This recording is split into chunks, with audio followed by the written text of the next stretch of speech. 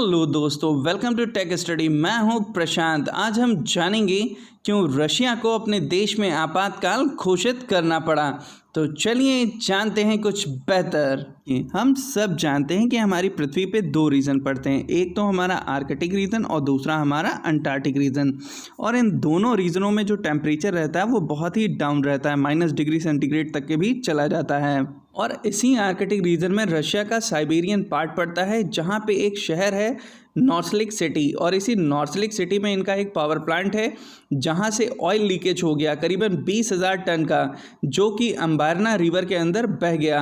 आप इस पिक में देख सकते हैं कि किस तरीके से पूरी की पूरी रिवर रेड कलर की हो गई। और इसी कारण की वजह से रशिया को इमरजेंसी घोषित करनी पड़ी। क्यों?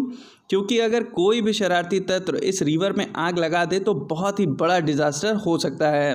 और इस लीकेज की वजह से इस नदी में रहने वाली प्रजातियां और इसके किनारों पर रहने वाली प्रजातियों पे एक बड़ा संकट खड़ा हो गया है। विशेषज्ञों का मानना है कि इसे साफ करने में करीबन 10 साल से भी अधिक का समय लग जाएगा। चलिए आपको मैप में दिखाते हैं कि आखिर ये शहर पड़ता कहाँ पे है और ये अंबारना रिवर है कहाँ पे। देखिए, पूरे के पूरे रशिया को जो है 4 पार्टों में डिवाइड करा गया है, जिसे far east part, eastern Siberia, western Siberia and the capital Moscow. पूरे रशिया की जो कैपिटल है उसे मॉस्को कहते हैं। और एग्जाम पॉइंट ऑफ व्यू से आपसे ये जो सेंट पीटर्सबर्ग है ये कई बार पूछा गया है कि आखिर ये पड़ती कहाँ पे है सिटी। ये जो वेस्टर्न साइबेरिया है इसके इतने रीजन में इमरजेंसी घोषित करी गई है और यहीं पे पड़ता है हमारा नॉर्थ लेक सिटी। इस नॉर्थ लेक सिटी के ऊपर पड़ता है कारा सी। इसको आप याद रखिएगा, ये आपके एग्जाम पॉइंट ऑफ व्यू से भी इम्पोर्टेंट है। लगभग इतना पार्ट, ये पूरा का पूरा रीजन आर्कटिक रीजन में कंसीडर किया जाता है। चलिए आपको और डेप्थ में दिखाते हैं कि ये नॉर्थ लेक सिटी पड़ती कहाँ पे है। देखिए, ये है हमारी लेक फैसाइनो और यहीं से निकलती है हमारी अंबारनाया रिवर। और इसी नदी के किनारे हमारा पड़ता है नॉर्थ लेक सिटी और यहीं पे हमारा पड़ता है नॉर्थ लेक प्लांट, जहाँ से ये लीकेज हुआ है।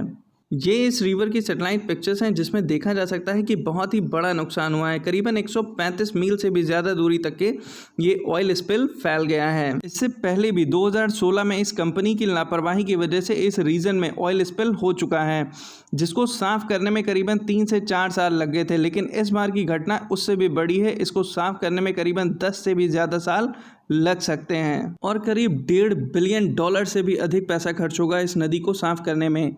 ये जो कंपनी है वो निकल और पैलेडियम प्रोड्यूस करने में सबसे आगे है पूरे वर्ल्ड में। इतने बड़े इंसिडेंट्स हो कैसे जाते हैं, उसका मेन रीज़न है करप्शन। इस कंपनी के जो डायरेक्टर हैं वाइचेस्लाव, इनको अरेस्ट कर लिया है। आइए जान लेते हैं जरा रशिया का भी क्या नंबर है करप्शन के मामले में। करप्शन के मामले में जहां भारत की पोजीशन 80 नंबर पे है, वहीं रशिया की हमसे बहुत खराब पोजीशन है। रशिया करीबन 137 नंबर पे आता है करप्शन के मामले में। तो ऐसा नहीं है कि इन डेवलप्ड कंट्रीज़ में करप्शन नहीं होता है। अब जरा इस सिटी में रहने वाले लोगों की हेल्थ भी देख लेते हैं। वर्ल्ड में सबसे ज़्यादा डिप्रेस्ड पर्सन्स अगर किसी सिटी में रहते हैं तो वो नॉर्थ लेक सिटी है। और उसका मेन रीज़न है यहाँ का पॉल्यूशन। पॉल्यूशन को प्रोड्यूस करने में ये सिटी सबसे आगे है, जिसमें सल्फर डाइऑक्साइड सबसे प्रमुख है। जरा इस सिटी की मॉर्निंग आप देखिए किस तरीके की होती है, बिल्कुल हमारे कानपुर जैसी, या शायद कानपुर से भी ज़्यादा भयानक। अब ऐसी सिचुएशंस में कोई भी रहेगा तो वो हेल्दी कैसे रह सकता है।